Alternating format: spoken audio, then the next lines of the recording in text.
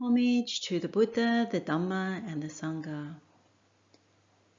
Today let's talk a little bit about meditation and the wandering mind. So this can happen to any of us, whether we're beginners, intermediate, or even advanced practitioners. It's something that can happen when we're meditating and the mind simply doesn't want to stay on the meditation object, or it simply wanders off, it proliferates. So for example, we could be doing the Vatupama Sutta and cleaning the mind, and we're bringing up an example in order to clean the mind of one of the mental stains. So it could be about envy. And then you bring to mind the story about where there was envy, and you're trying to clean it up, but the mind wanders off into the story of what you've been envious or jealous of, and it kind of meanders and then never comes back to the meditation object.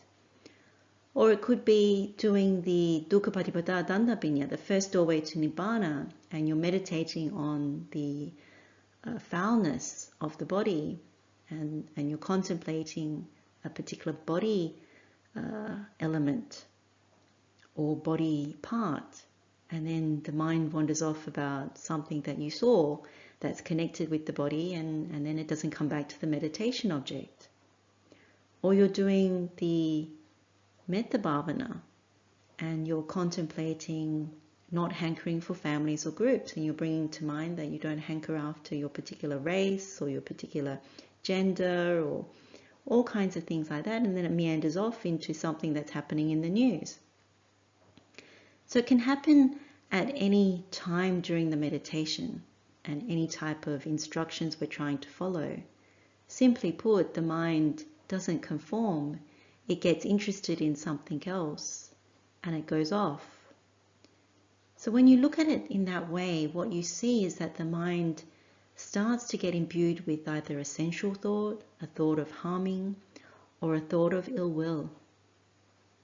And when you pick up on it, it's very important to actually abandon it. So the minute that you pick it, that it's actually going down, instead of the cleaning process or the meditation instruction process, that it's actually gone off track, then the first thing to really do is acknowledge it. The second is really around reining it in and to abandon. So pahana, which is the Pali word for abandon, to give up that thing, not to allow it to keep going. Because the easiest thing is to allow it to keep proliferating, to keep wandering down that path, because it's gone from the purpose of wholesome into the purpose of unwholesome. So we know that the second right effort is always to abandon. Once it is there, you need to abandon it. So in the middle of a meditation is the best time to abandon it. Not always easy, but something that you have to have firm resolve around. Because when you do that, then you just pick it up and you go back onto the meditation. So if you're doing the Vatupama and you're doing this envy and you've gone down that story, you say, well, actually I don't need to proliferate on that story anymore. Let me come back. I'm actually going to look at why I don't want to hold on to this envy, why it's very unwholesome. This is not something that the noble ones would do. And then you admit, acknowledge, regret, and actually say, this is not something that supports the path, it's harmful, and then you abandon. You make a determination not to cultivate that kind of quality in the mind again. So that's how you bring it back to the meditation. Same with the Dukkha Patipada Dandapanya. You're meditating on a body part, for example, so you're looking at the hair of the head, and then maybe the mind goes off and says, oh, that hairstyle, or something to do with the unwholesome side. It's going back into proliferating, back into the world, maybe a desire for something, instead of the fact of seeing it as asubha, that it is foul. And so you go a little bit off track. So what you do is you say, actually, is that true? And then you keep looking at the foulness. And you keep bringing examples about the hair. Imagine if all the hair was on the floor. So you bring it back to the meditation. And you see that actually if all the hair is on the floor, it's something that is quite foul. You can't pick out which is which, or hair in the food. We don't like that. So you bring it back rather than proliferating on into the story of hairstyles or hair products or whatever, wherever the mind went. Same with the metta bhavana, karaniya metta. When you come to the meditation and then the mind wanders off about groups and you're actually talking about not hankering, not yearning for particular families or groups, you're actually seeking to see the wisdom of abandoning that there's no separation, no selfishness or stinginess towards any family or group. But say the mind wanders into the news about one country being better than another country, then you know, well, actually you're introducing stinginess, asata, you dislike something, and that's not helpful for metta because you're starting to put blocks in the meditation, so you bring it back.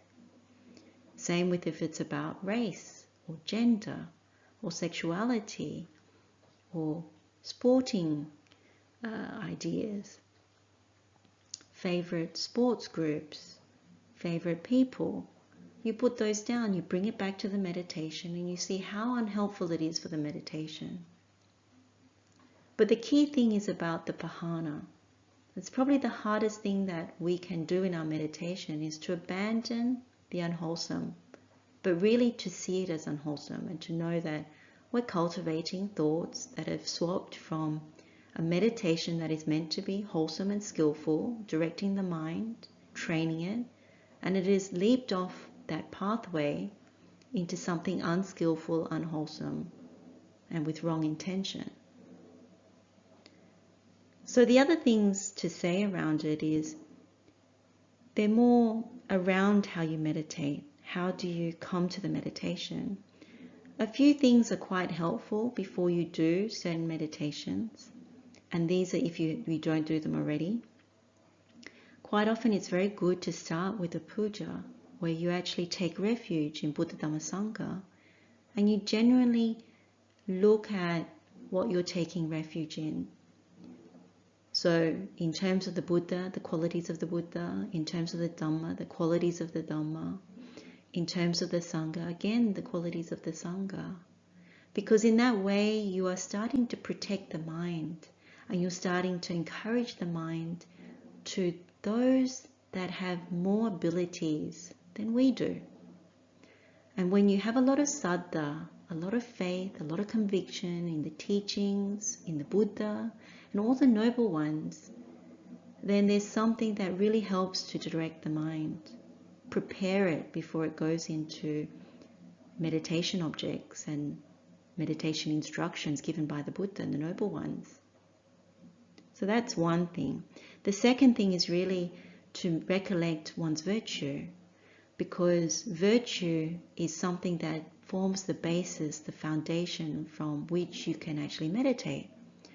So if you run through, even in the puja, you run through the 5 precepts that you have refrained from killing, that you have refrained from taking what is not given, that you have refrained from sexual misconduct, that you have refrained from false speech, that you have refrained from alcohol and intoxicants, that with that sila, the virtue that has been cultivated, that helps to lift the mind. And so there's confidence in the mind as it goes into the meditation. Now the second one is, or the third one is really before the meditation that you're trying to do, you recollect on generosity. Again, it's part of all these things that are the foundation for meditation. That if you have given a lot, that means you have given up a lot. And so you deserve to do the meditation, to walk the path of the noble ones. And both virtue, sila, and generosity, the dana, there is a lot of merit making. So with the merit making, the punya, it also helps to lift the mind. So it's something to bear in mind that when you contemplate Buddha Dhamma Sangha, when you contemplate one's own virtue, when you contemplate one's generosity, these are very good fuels, medicine, fuels, inputs in preparing the mind before one meditates. And in that way, when the mind wants to do the opposite of what you instruct, or wants to go against the meditation instruction and veer off, get sidelined into something else, what you do as preparation before your meditation actually helps it to not do that. It actually gives it more energy, more wholesome energy, in order to help the mind not to wander off. The other thing to say is also around intention, resolution. Quite often people don't make this resolution or determination before they meditate, but it's very good to make a very firm resolve, make a very clear instruction to the mind that this is what you intend for the meditation. So an example could be, before you do the Bohoma Sutta, you make this resolution in the mind. I'm doing this Bohoma Sutta mental cleansing in order to walk the Buddha's path. I want to meditate on each of the 16 mental stains, or however number you wish to do, but all 16 is fine. And you want to do this in order to lift the mind, in order to concentrate the mind, in order to purify the mind and to be with the noble ones. So you make that intention and then you meditate. Or you make the intention, I wish to meditate in order to lift the mind and to share the merits with all sentient beings. That again is a very good determination. Or you make the determination, I wish to see the truth.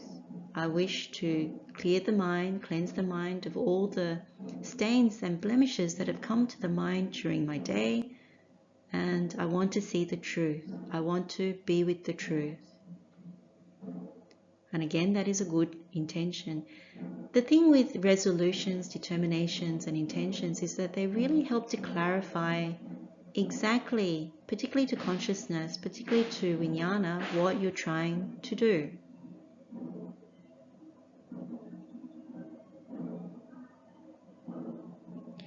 And then the last thing that we can discuss or say is really around grounding the body. So this really comes back down to establishing yourself so you're not too much in your head. So one of the things that is very clear is that when we are too much in our heads, whether it's consciously or unconsciously, in our daily lives or in meditation, we're not grounded enough in the body. And so when all the attention goes to the mind, it can go off with the mind, as in wander off, proliferate. So one of the key things is really around putting part of your attention in the body. So it may be part of your attention is on your hands, or if you're sitting, to just place some gentle attention on how the body is seated, what part of your body is touching the ground or the chair.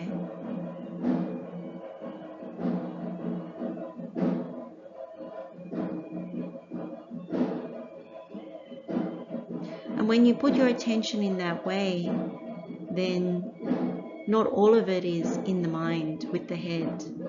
And so it keeps you grounded as you're meditating. The other way is, as you're meditating, whether it's on Vatupama or Dukkhapadpadadandabinya or Karaniya Metta, you actually pay attention to the breathing at the same time.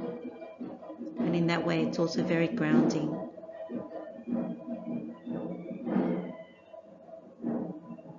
So these are a few things that one can actually do to help to overcome the wandering mind. They're helpful aids, because usually what's happened is we're getting challenged in our meditation to veer off course, to get distracted, to do anything other than what we are wanting to do with our meditation. And the final thing to say is really around, if there is a particular point in the meditation that you find that you're always veering off, that the mind keeps getting problems, like it keeps wandering off at that moment or that particular defilement, that particular step in the meditation, then it's to really look at what that is. Because if it happens time and time again with that particular defilement, mental state, or that particular moment in the meditation, then that's quite telling. It can be quite an important thing to notice and to examine, because that means that is something that the mind does not want to overcome. It wants to stay with that particular defilement. It doesn't want to be seen. It doesn't want to be removed. It doesn't want to go deeper into the meditation at that point. And so what is a good encouragement is really to look at that quite closely, to spend a little bit more time on that, and to persist, to really try and bear with and get through that meditation at that point. So there's a gentleness in the way that one meditates, but there's also a firmness, because when you realize that maybe one could get stuck on envy, or one could get stuck on anger, or one doesn't want to move beyond the meditation object right at the beginning of the meditation, for example, then you know that it's a real block. Something in the mind does not want to be seen, doesn't want to overcome. And so the effort that you put in there is to really apply your strength. So when you think about what we know of, arada video, energetic, arousing energy, applying active effort, you really persist. You put all your strength, your power, your determination in Buddha Dhamma Sangha to overcome what is particularly difficult at that moment. And if you don't overcome it in the meditation in one sitting, you keep doing it over meditation sitting after meditation sitting and more. Arada video has that way. It's like the army in the Nagaropama Sutta. The Buddha says that it is the army. So when the army has a firm intention and orders, they don't back down. They keep going until they defeat the opposing army. And so it's the same thing when you find that the mind wanders off and you know it's always at that point or around in that vicinity, or you can't penetrate the meditation beyond a certain point, you keep persisting until you get through. And you use all these other things that we've spoken about in order to do so.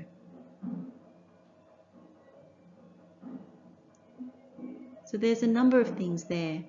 Meditation can be challenging because we always get challenged with defilements and hindrances. And that includes even drowsiness, restlessness. These are all the things that tend to come up, and especially doubt. And so when these things arise, you apply medicine, or you just persist, and you make sure that you come back to the skillful, wholesome side of the meditation. Don't allow the mind to go into the unwholesome and linger there. And most definitely don't just stop the meditation. Correct it, bring it back. Just keep doing it. If the mind keeps wandering over and over again, keep making the firm resolve and bring it back. Meditation is a training ground. We train the mind. It doesn't just happen. One has to apply energy, have firm resolve, put strength behind it.